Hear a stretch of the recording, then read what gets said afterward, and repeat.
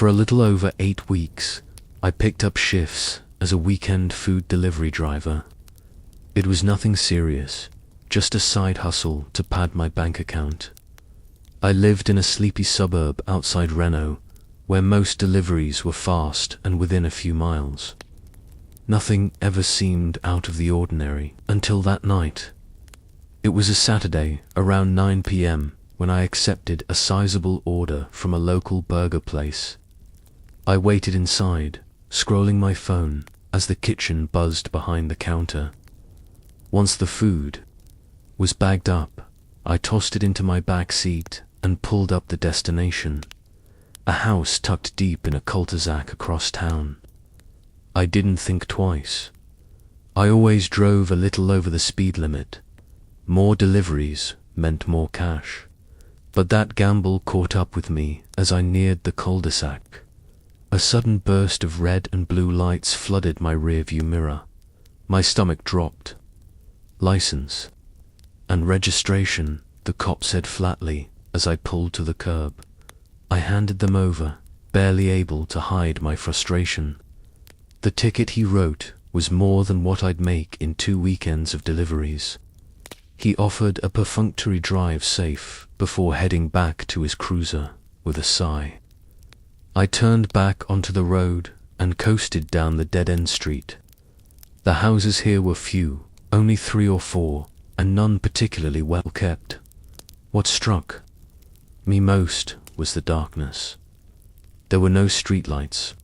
Only dim porch bulbs offered any illumination, casting long shadows that made the cul-de-sac feel like a forgotten pocket of town. I parked in front of the last house and grabbed the food. As I stepped onto the gravel path leading to the door, I noticed the overgrown lawn, the peeling paint on the siding, and the broken blinds in the window. There was no doorbell, so I knocked hard. A few moments later, the door creaked open. A short, bald man with a patchy grey beard, stained brown around the middle, stood there. He reeked of alcohol and body odor, his eyes unfocused. "How you doing?" he slurred, too loudly, leaning against the frame. "Hey, here's your order," I said, holding out the bag. "Nah, come in, man. I got something for ya," he said, waving me inside. "I'm good, thanks." "I need to head out," I replied, inching the bag closer to him. He frowned. "Can't tip through the app, ya know. Gotta give you some cash. Come in for a sec." My better judgment screamed no, but I hesitated. I didn't want to argue, and the idea of cash softened my resistance. I stepped inside. As the door slammed behind me, I heard a car pull into the cul-de-sac. Probably another neighbor, I thought. Glancing back, the man barked, "Kitchen." "Just drop it on the table." The house was a mess. Trash littered the stained carpet. The walls were yellowed with age and neglect. I followed him to the kitchen, where roaches scattered as I approached. "The table. Wait here," he said, disappearing through a door beside the fridge. I realized then it led to the basement. He slammed the door shut behind him, and I heard heavy footsteps descending. I stood there awkwardly, scrolling my phone and texting my buddy. "Dude, this guy is sketchy. Like, meth lab, sketchy." Seconds later, a violent crash echoed from below, followed by a scream. "Help," he bellowed. I froze. "Are you okay?" I shouted. "Help me," he groaned. I looked around for a light switch. Nothing. The kitchen had one overhead bulb, but the basement doorway led into total darkness. I pulled out my phone, flicked on the flashlight, and stepped onto the creaky wooden stairs as I descended. Halfway down, the moaning stopped. Dead silence. "Sir," I called, voice shaky. Nothing. A sudden crack echoed from the basement floor, like something small, a pebble or piece of glass, crushed underfoot. I stopped. Every instinct in me screamed to turn back. That's when I heard a loud knock at the front door. I bolted up the stairs, heart pounding. I flung the door open. It was the cop who had ticketed me. He held out the citation, clipped together with some other paper. "You dropped this," he said. "Officer," I said breathlessly, "something's wrong." The guy I delivered to, he screamed for help, and now he's silent. I think he might be hurt. The cop's demeanor shifted. He stepped inside, hand moving to his holster. "Show me." I led him to the basement door. "No switch," I said. I used my phone light. He drew a flashlight from his belt, clicked it on, and began descending. I stayed at the top, straining to listen. Then came the yelling. "Drop it. Get back." The cop shouted. A scuffle, a thud, then a single gunshot. A moment later, the cop called up, his voice tight. "I need your help. Hold the flashlight." I rushed down with the light. The bald man was bleeding from the shoulder, screaming obscenities, coughing violently. The officer guided him up the stairs with one hand, the other still hovering near his weapon. We got the man outside. The cop called for backup and an ambulance. "Stick around," he told me. "You might have just walked into something serious." Waited nearly an hour, hands still shaking, stomach in knots. When I finally drove home, the ticket sat on my passenger seat. A few $100 lost, but maybe a life saved. That cop, the same one who pulled me over, might have saved me from something far worse than a fine. I never accepted another delivery out to that cul-de-sac again. Not even close. Something about that place, about that man, still sits in my gut like a stone, refusing to move.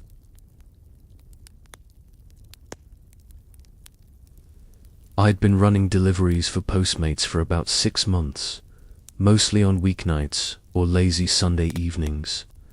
I liked the solitude. Riding my motorcycle through town after dark helped me clear my head after long shifts. Plus, I could knock out a bunch of orders fast. Time was money. That night felt like any other. I picked up a Mexican order, some burritos, rice, and horchata from a small spot just off the highway. The customer's name was Ron, and the listed delivery address was only 15 minutes away. Easy. I plugged it into my GPS and took off. When I pulled into the neighborhood, something felt off. The street was quiet. Not unusual for the time, but eerily so. No porch lights, no dogs barking, just rows of houses tucked into the shadows. The occasional flicker of a TV behind a window. The house was number 15, just like in the app. Long driveway, neatly trimmed hedges. I walked up, rang the bell, and waited. An older woman answered. "Hi, delivery for Ron," I said, holding out the bag. Her brow furrowed. "Ron, there's no one here by that name." "Are you sure?" I asked, double-checking the receipt on the bag. "This is number 15, right?" "Yes," she said. "You must have the wrong house." I apologized and backed away, returning to my bike. I checked the app again. Same address. Confused, I called the number listed. One ring, then voicemail. I tried texting instead. He responded immediately. "My bad. I'm not at the house. I'm across the street, in the preserve. Look for the fire. Can you bring it to me?" he added. Big tip for the trouble. I looked across the street. The preserve was a patch of woods, fenced off, with a narrow dirt path leading inside. There was no gate, just a gap in the fencing. I'd delivered to parks before, so it wasn't the weirdest thing. But something gnawed at me. Still, the thought, of a big tip pushed me forward. I parked my bike and headed into the preserve. The further I walked, the darker it got. Streetlights stopped just outside the entrance, and soon the only light came from the soft flicker ahead. I kept walking until the trees swallowed the sky. As I drew closer, I saw it. A small fire, flames dancing low in a shallow pit. A tent was pitched just behind it, but no one was sitting at the fire. I paused, heart rate rising. I called out, "Ron," no response. "Hey, got your food?" Nothing. I crept closer to the fire. It crackled gently, casting wild shadows against the trees. The tent behind it was zipped up. I called his name again. Still nothing. At this point, my skin crawled. This was starting to feel wrong. I stepped toward the tent. "Ron," I called, knocking gently. No answer. I bent down, slowly unzipping the flap. Inside, I saw a pair of sneakers. Someone was lying face down, perfectly still, just laying there. In silence, I called his name one more time. No movement. Something snapped inside me. I backed up, ready to mark the order as delivered and leave. But as I turned, I saw him.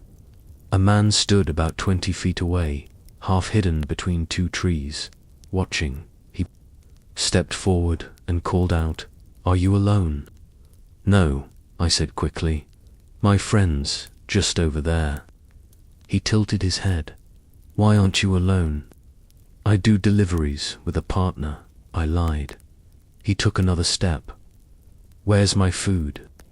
Before I could respond, two hands burst from the tent and grabbed my legs. I screamed, instinctively kicking down. One foot connected with something hard, a wrist, and I ripped free. The man near the trees shouted something and started charging. I ran. I don't even remember the path I took, just the sounds behind me, the snapping branches, the crunch of hurried footsteps, the growl of breath chasing mine. But they never caught up. I reached my bike, kicked it into gear, and tore out of that neighborhood like a bat out of hell. I didn't stop until I was 10 miles away. Later that night, I contacted Postmates support. I told them what happened, word for word. Their response: "You should escalate this to the authorities." By then, I was too shaken to care.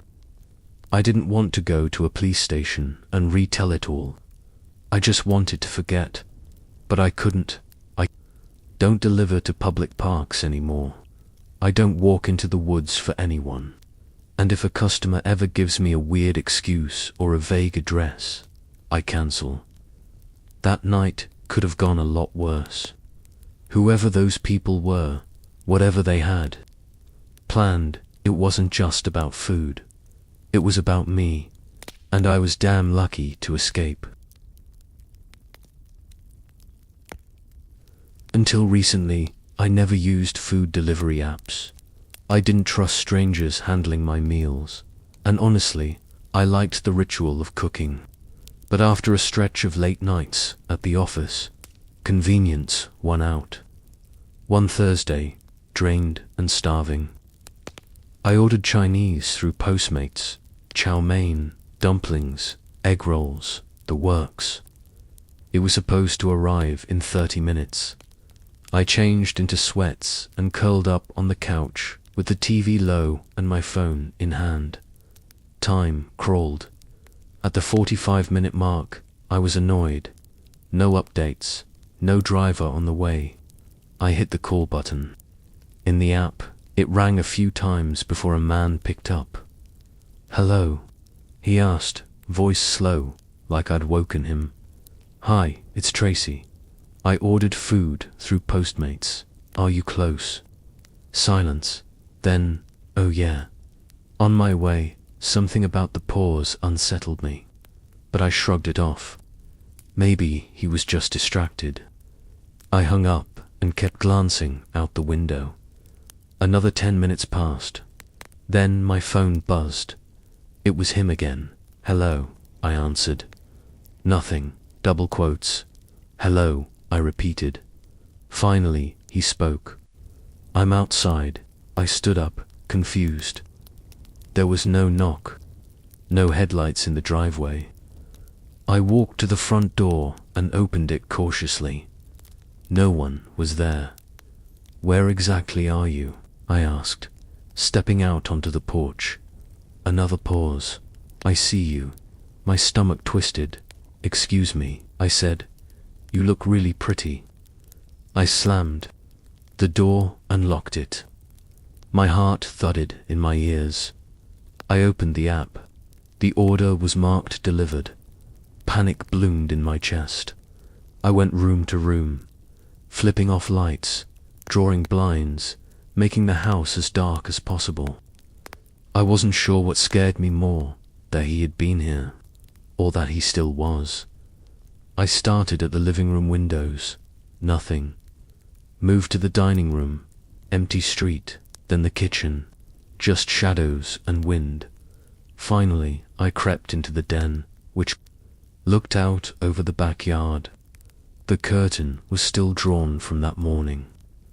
I raised it just enough to peek under, and there he was, a man, sitting on one of the patio chairs, motionless, not eating, not texting, just waiting. His face was half in shadow, but I could see his eyes. He wasn't surprised I found him. He was expecting it. I lowered the curtain slowly. Then my phone rang. Again, I didn't even check the screen. I knew. "I just saw you at the window," he said. "I'm calling the police." I whispered and hung up. I sprinted to the living room and dialed 911. The operator was calm. Said someone was nearby and would be at my house shortly. I stayed on the line, phone pressed tight to my ear. Every creak in the house made me jump. Every second felt like a lifetime. Then, knocking, a voice, "Police." I ran to the door, but the man outside wasn't wearing a uniform. No badge, no cruiser in the driveway. Just a filthy sweatshirt, jeans stained at the knees. He smiled. It was subtle, barely more than a twitch of the lips, but it radiated menace. He opened the storm door. I shoved the inner door hard enough to rattle the frame and twisted the lock. He didn't scream, didn't bang. He just stood there for a second, then turned and walked away. 2 minutes later, the real police arrived. They searched the yard with me, flashlights sweeping through bushes and across the grass. Nothing. Then, on the patio table, they found a phone, not mine. The lock screen was a photo. A white man with a blonde woman. His girlfriend, probably, but the man I saw outside, he wasn't white. That was the moment everything snapped into place. This wasn't the real Postmates driver. He'd either stolen or intercepted the delivery mid-route. Somehow, he had the guy's phone, the app, my address, and he had come here. Not for a delivery, for me. The police took the phone and filed a report. But no one was ever arrested. No follow-up. No apology from the app. Just a cold reminder that the systems we trust don't always protect us. I changed my locks the next day, and I never used Postmates again, because the worst part wasn't the man in the backyard. It was that he got so close, so easily.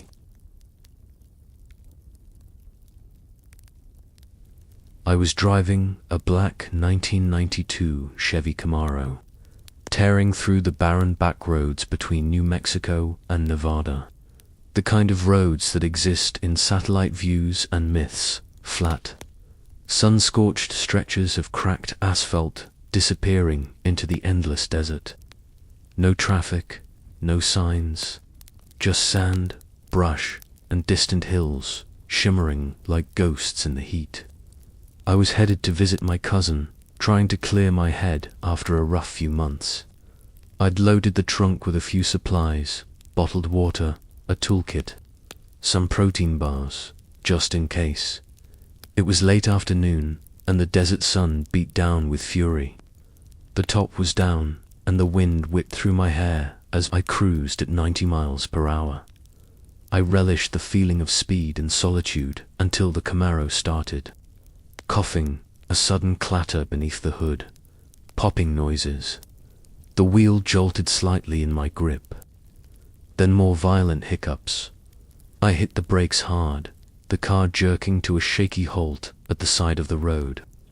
Dust clouded around me as I climbed out, heart already sinking. I popped the hood, though I knew I wouldn't be able to fix it. No smoke, no clear damage, but the engine was dead. When I tried the ignition again, it gave a few sad clicks and nothing more. There was no signal on my phone, not even one flickering bar. I sat on the trunk of my car, staring out across the endless desert, wondering how long it would take before someone else passed through. I waited and waited. The sun slipped lower, sweat soaked my shirt. An hour passed, 2. Then I saw it, a car, distant, sunlight glinting off the windshield as it approached.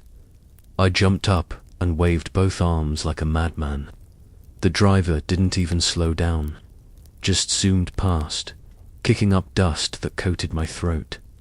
As night crept in, hunger gnawed at my stomach. I drank from one of the water bottles and leaned against the side of the car, trying not to panic.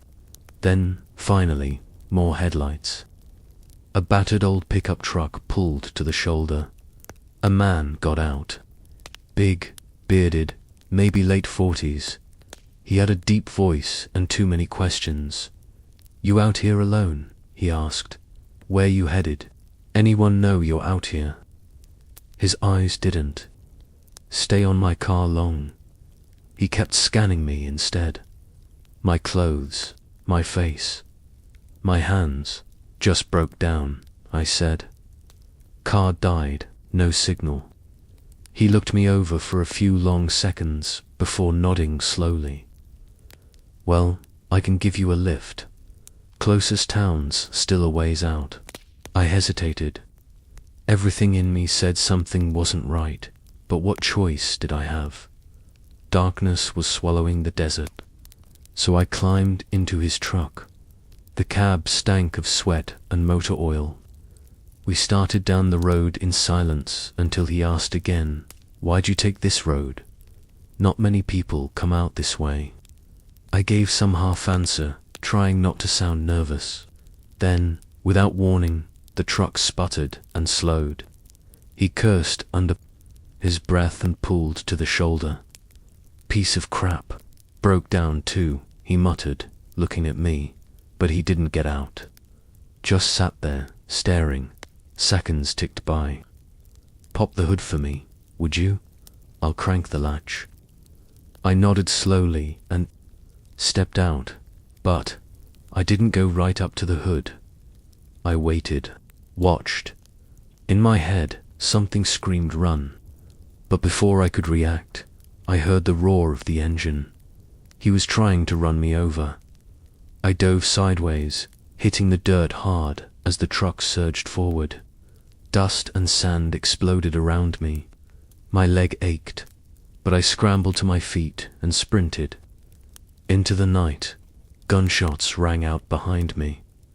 The popping sound was unmistakable, sharp and angry, cutting through the still desert air. I ran until my chest burned and my legs gave out. I threw myself behind a cluster of low rocks, heart slamming against my ribs. Silence. Then the truck's engine faded. He gave up. I lay hidden in the dark, terrified to move until exhaustion finally pulled me into a light, twitchy sleep. At dawn, a different truck approached. I limped to the road, waving weakly. An older man and woman pulled over.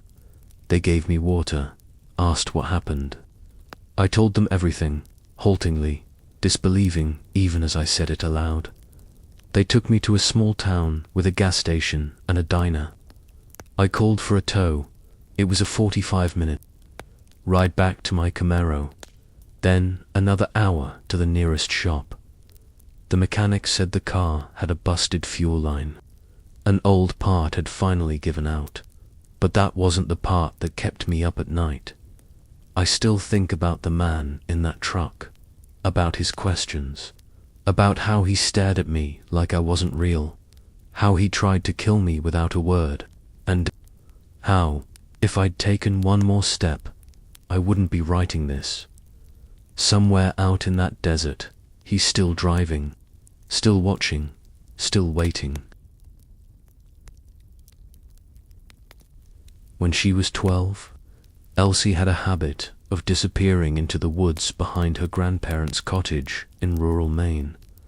They lived on the outskirts of a quiet logging town called Belaford, where the pine forests stretched endlessly and the only sounds were the wind slicing through branches and the distant bark of dogs. Her sanctuary was a small glade hidden deep in the trees, a round, mossy clearing marked by a large boulder that jutted up from the earth like a forgotten monument. A narrow stream curved around it, its babble calming as a lullaby. That boulder became Elsie's favorite reading spot. She would spend hours there, legs tucked under her, nose buried in fantasy novels. One September evening, with school still weeks away and the air growing crisp with the bite of early fall, Elsie tucked her book under her arm and headed to the clearing. The sun was dipping low, casting long amber shadows through the trees. Leaves crunched beneath her sneakers. When she reached the rock, she climbed atop it and opened her book where the bookmark had split the pages. A few chapters in, she heard the snap of twigs behind her. She paused, holding her breath. It could have been a deer or a fox. Maine had plenty of wildlife, but as she tilted her head, she caught the rhythm of footsteps. Deliberate, to dash-legged, she turned slowly and squinted. Into the trees. The branches rustled, but nothing came into view. Curious and a little spooked, she slid off the rock and stepped lightly into the underbrush. Moving toward the noise, the footsteps quickened, retreating. Elsie followed. She didn't call out. Something about the silence held her tongue. She could hear her own heartbeat now. The crunching stopped completely. No wind, no birds, just the stream far behind her. She stood there a long moment before deciding to head back. As she pushed her way back through the brush, her body froze mid-step. Someone was sitting on the rock, not facing her, just ... sitting there, slouched slightly. Holding her book, she ducked behind a tree, instinct screaming that something was very wrong. Then he spoke. "I don't like this one." His voice was gravelly, like a throat unused to speaking, and yet it was calm, almost conversational. He didn't turn right away, just let his words hang in the stillness. Then, slowly, his head swiveled around until his eyes landed on the space where Elsie stood, half hidden behind a pine trunk. "I've watched you come here," he said, smiling faintly. "You always sit the same way." Elsie didn't speak, didn't move. The man stood. He was wearing a ratty flannel shirt, muddy jeans, and what looked like logging boots worn down to the heel. His hair was greasy and limp, his beard patchy and wild. He took a step toward her. That was all it took. Elsie turned and bolted. She sprinted, adrenaline burning hot in her limbs. Branches scraped her arms and slapped her face. She ran until her legs gave way beneath her and she stumbled out of the woods. gasping and filthy, into her grandparents' backyard. Her grandmother saw her through the window and rushed out, but Elsie couldn't speak until she was safe inside. That night, Elsie barely slept. Her mind replayed the man's smile over and over, and then, just past 2 a.m., something tapped against her bedroom window. She screamed, a high, sharp cry that brought her grandfather running with a shotgun. He flung the window open and shone his flashlight into the darkness. There was no one there, but on the windowsill, laid neatly across the wood, was her book, the same book the man had held. Her grandfather scoured the property with his rifle, but found no footprints. No signs of forced entry. Nothing. They kept her inside for the rest of the visit. She didn't protest. She couldn't. Every time she closed her eyes, she saw the rock, the stream, the man. Years passed. Elsie grew up, moved to the city, tried to forget. But that rock, her quiet place, was gone forever. And sometimes, when she reads near an open window, she swears she hears footsteps just beyond the trees. He cottage was older than the trees around it. That's what the caretaker had told Jamie when she took the job with Timberline Research, a private ecological study group stationed in the mountainous backwoods of northern Vermont. She didn't ask how old. The place looked ancient, stone foundations half swallowed by the earth. Wood so weather-worn it looked silver in the moonlight. She was offered the basement unit as temporary housing, rent-free. The rest of the house had been abandoned after an old couple who used to own it died in the winter storms 5 years back.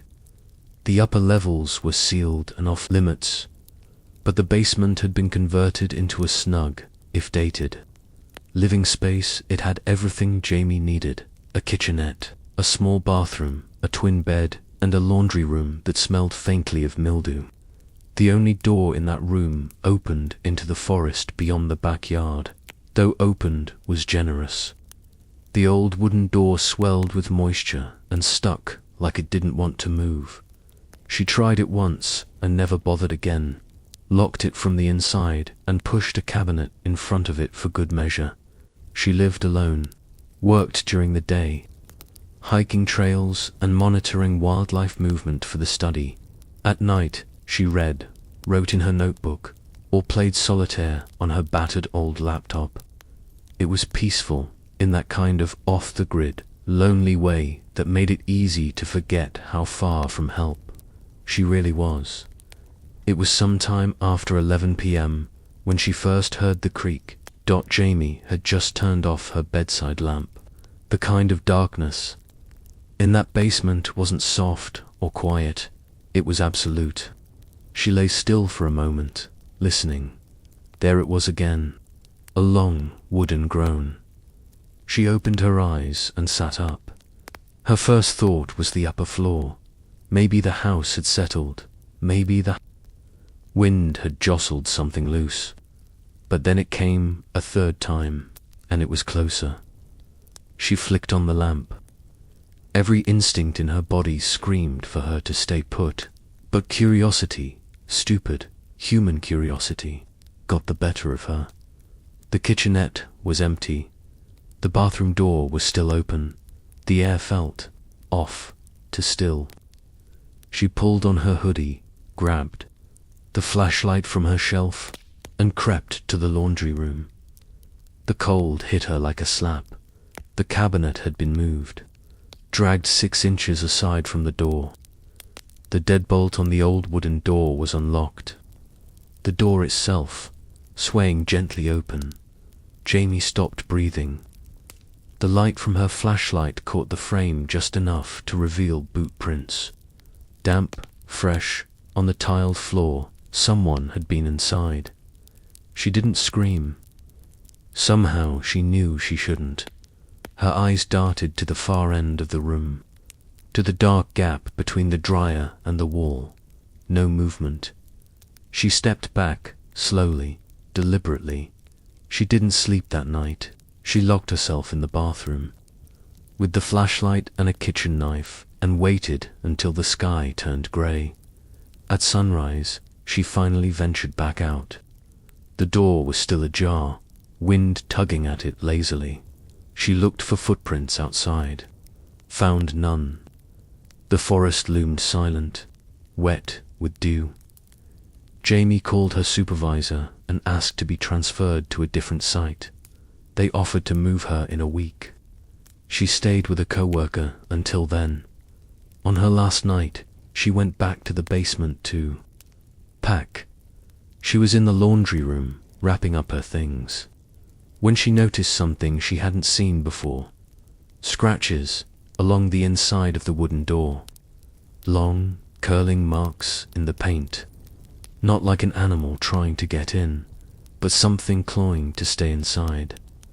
That night still wakes her up. Sometimes the creak of wood, the cold air, and the slow realization that someone or something had been waiting right on the other side of that door. In the mountains of western Oregon, tucked beyond the boundaries of the well-mapped trails, there was a place locals only talked about with sidelong glances and vague warnings. Hikers called it the Divide, a tangled mesh of narrow stone corridors, carved into the mountain itself, leading to a high cliff where the waterfall known as Devil's Spine emptied into a glacial pond below. Micah had been hiking for years, with a military background and a backpack packed to survive for days. He never felt uneasy in the wild. That changed the day he took June, a friend from his university days, out to Devil's Spine. It was a crisp October afternoon, the air sharp with the smell of pine and the hush of damp leaves underfoot. The route up was winding, but they knew the trails well until they reached the fork. There were 3 paths. All 3 led to the top of the waterfall, but they were very different. The leftmost trail was oddly pristine, bright with wildflowers and sunlight, even though the canopy above was thick. The right and center trails were rockier, shaded by overhangs and narrow enough to require single-file movement. Micah had avoided the left trail since the summer before. On his last solo hike, he'd noticed deep rust-colored stains along the stone floor. At first he'd assumed it was iron runoff, until he noticed the spatter patterns, the streaks down the walls. He didn't mention that to June. She was about 40 seconds behind him when he decided to take the right trail. As he jogged through the corridor, he glanced over his shoulder and realized he hadn't told her to avoid the left. The slope and rock structure made backtracking difficult, but he felt a chill as he imagined her walking that too-perfect path alone. June, he shouted down the narrow passage. No answer. Wind rustled the trees above, but it was too quiet. Micah reached the split where the trails rejoined and waited, then sprinted to the left trail, his boots pounding the stone. He rounded a bend and found nothing. No sign of her. He checked the walls again. The blood-like stains were still there. Smudged, fresher. June. He called again, louder. Silence. Then he heard it. A voice, distant but unmistakable. A man's voice, calm, clear. This way. He froze. It hadn't come from behind or ahead. It had echoed up from below. From the rock, Micah bolted. He clambered up through the middle trail, following the switchbacks to the top of the falls. When he reached the overlook, lungs heaving, he found her. June was there, standing near the edge, watching the water, pale, motionless. When he called her name, she turned, startled. "I thought you were already up here," she said. Micah ran to her, grabbing her by the shoulders. "Which trail did you take?" She hesitated. "The left, but I wasn't alone." Micah's stomach dropped. "He said he was with the park," June continued. "He had a uniform, hat, clipboard, said he was doing safety checks. He walked me halfway up, then told me to take a shortcut through the trees." Micah stared at her. "June, there's no park staff here. Not out this far. That trail isn't even official anymore." Her eyes widened. "I thought something felt wrong," she whispered. He never looked back at me. Just kept walking, like he knew I'd follow. Micah didn't respond. Instead, he slowly turned to look at the woods behind them. Nothing moved, but the silence wasn't natural. It was the kind of silence that listens. They didn't stay long. They jogged back down the way they came, not speaking. As they reached the parking area, June paused by her car. "Did you leave something on my hood?" she asked. Micah looked. There, sitting neatly on the hood of her Jeep, was a small pile of fish food pellets, the kind she always carried in a pouch, to toss into streams, something she'd done at every waterfall since she was a kid. "I didn't put that there," he said slowly. June blinked, then checked her backpack. Her water bottle was missing, the one carabined to the outside. Micah scanned the trees. Nothing, but they both felt it. That certainty that someone had not only followed them, but studied them, knew their habits, knew their routes. They drove off the mountain and never went back.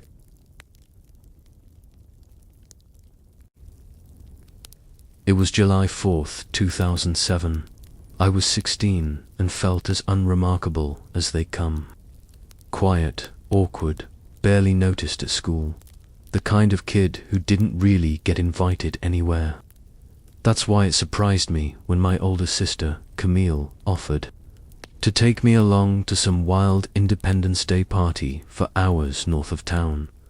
She was 25, confident, wild in a way that made me both envy and fear her.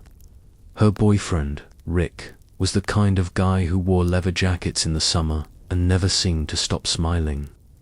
The two of them were headed to a festival party they called the Hollow Ridge Blowout. Supposedly, it was a mix of fireworks, music, and a lot of booze. Hundreds of college kids deep in the woods. Normally, I would have said no, but Camille said I needed to get out of my shell. So, I went. The drive took hours, through quiet highways that grew narrower and darker the further we went. The sky turned orange and then bruised purple. When we finally reached the makeshift entrance, a hand-painted sign that read "Fireworks Gives," we turned down a dirt path that weaved into a dense forest. Music, laughter, and whooping voices echoed. Through the trees, we pulled into a clearing packed with people. There was no proper parking lot, just grass and dirt and scattered cars like abandoned toys.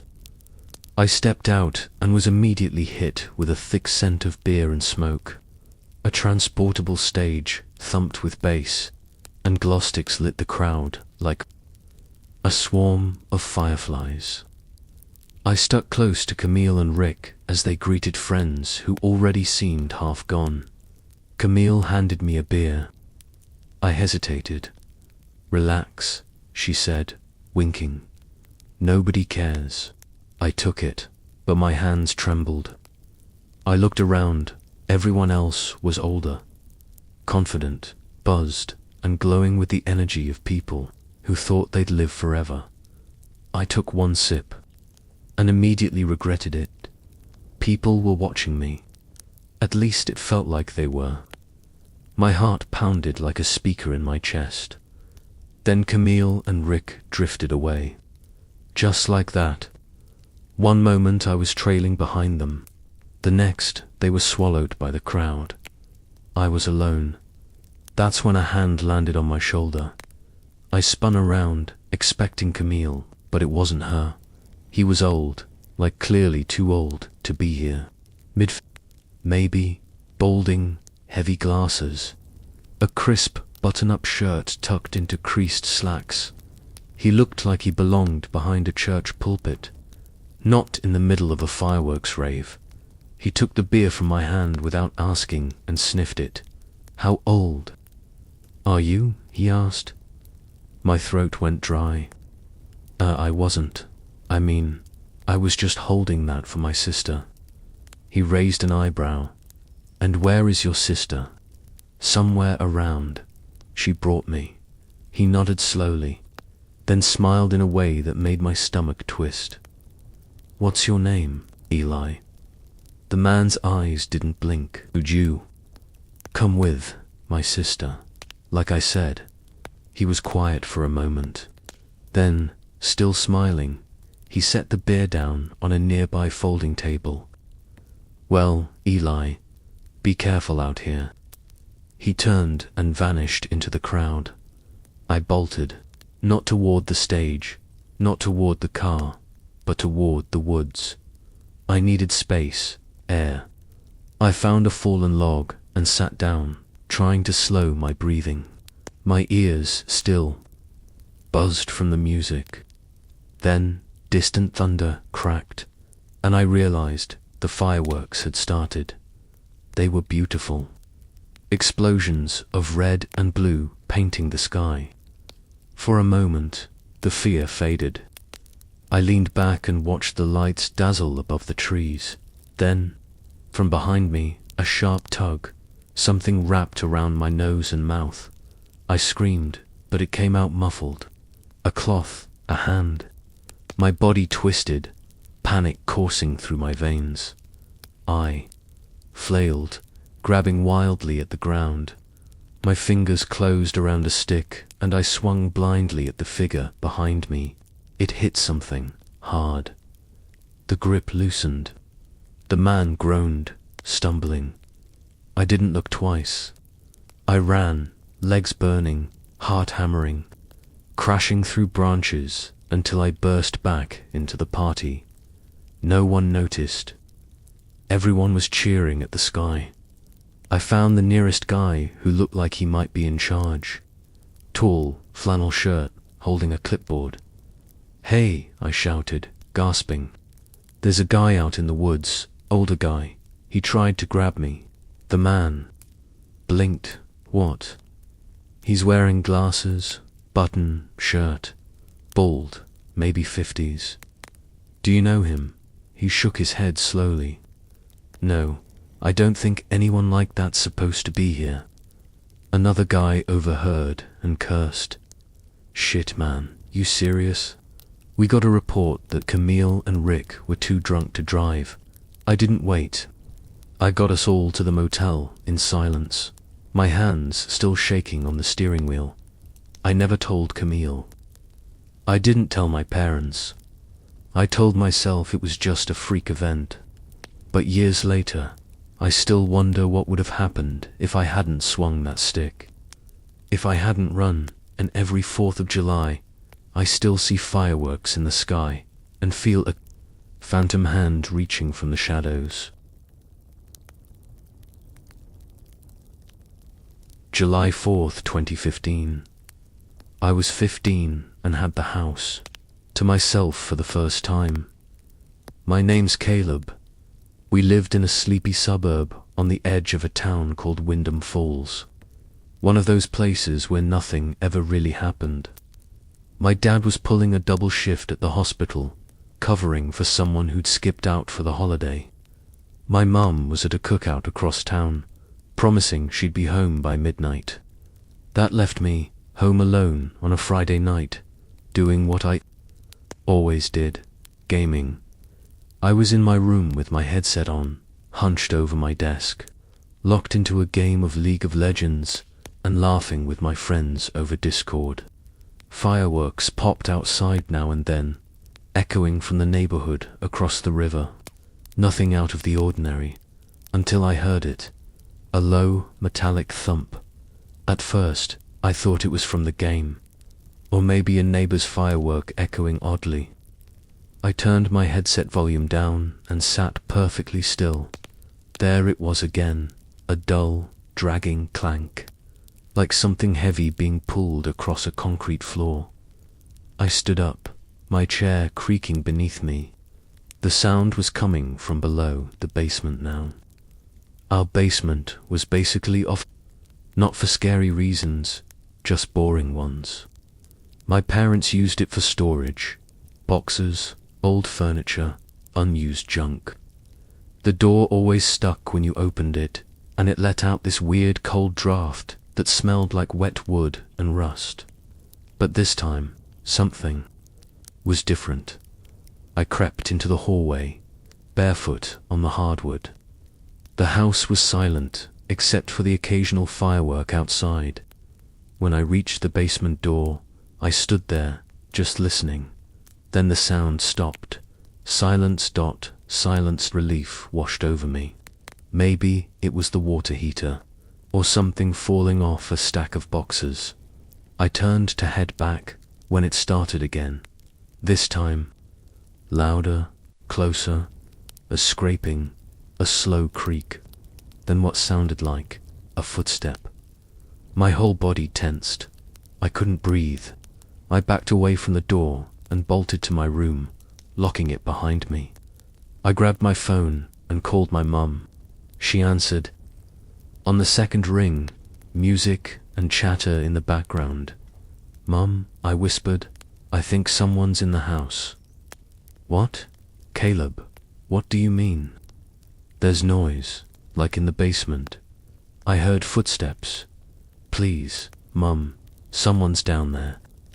She went quiet, then said, "Hang up and call the police, right now." I did. The 911 operator kept me calm. While dispatching officers, as I whispered into the phone, I heard it.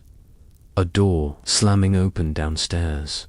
The basement door, then footsteps, slow, deliberate, heavy. I texted my friends, "Someone's in my house."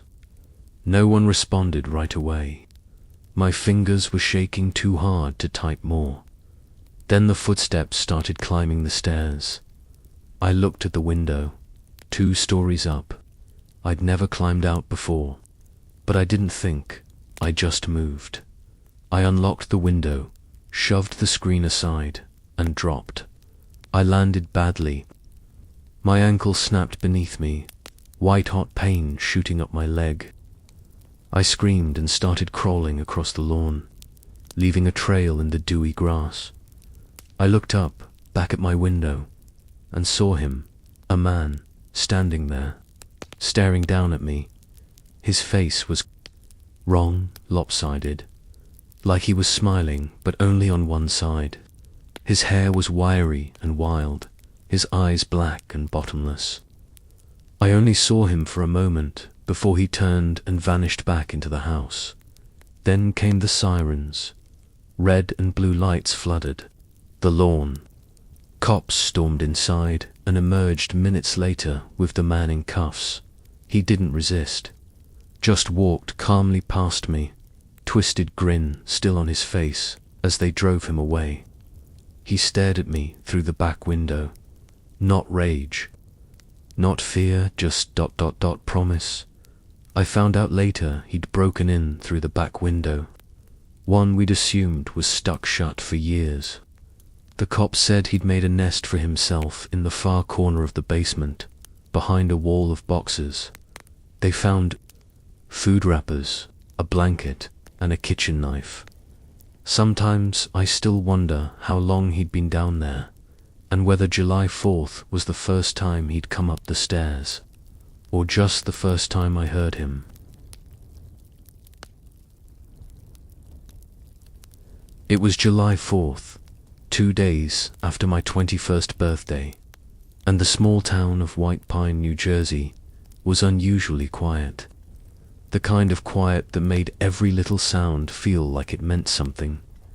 My parents had gone down the road to a neighbor's cookout, one of those long, dull adult parties where everyone talks about yard work and weather. I stayed home. I had plans. My girlfriend Erin arrived just after sunset with a mischievous grin and 2 six-packs swinging from her fingers. She also brought a beat-up cardboard box full of fireworks, bottle rockets, firecrackers, and 2 massive missiles that looked like military surplus. Birthday gift / Independence Day celebration, she said, handing me a beer. We set up camp on the back deck. The crickets were loud. The occasional boom of fireworks in the distance kept the air alive, and the woods behind the house stood inky and silent like a sleeping animal. I lit the first bottle rocket. It cracked the sky in a burst of green dot, then the second, another bloom dot. Next were the firecrackers. A string of them rattled off like machine gun fire, echoing across the lawn. That's when I saw it. The garage door, across the yard, maybe 50 feet away, was open, wide open. I hadn't touched it. Neither had Erin. "I'll be right back," I told her, setting down my beer. The walk across the yard felt longer than usual. When I stepped into the garage, I immediately felt the difference in temperature. Colder, damp, the light flickered. Above me as I flipped the switch, every drawer on the tool bench had been pulled out. Cabinets stood open like gaping mouths. My dad's tool collection, meticulously organized, was in chaos. Power tools, socket sets, even his prized torque wrench, all gone. I called him. "You're kidding me," he said. "What the hell did they take?" "I don't know yet," I said. "But it looks like someone went through everything." "I'll be home in 10, he replied, already leaving the party. I walked back to Erin, my stomach in knots. "Someone broke in," I said. She blinked. What garage was wide open? "Stuff's missing." She stood, eyes scanning the trees. "Let's just stay out here," I said.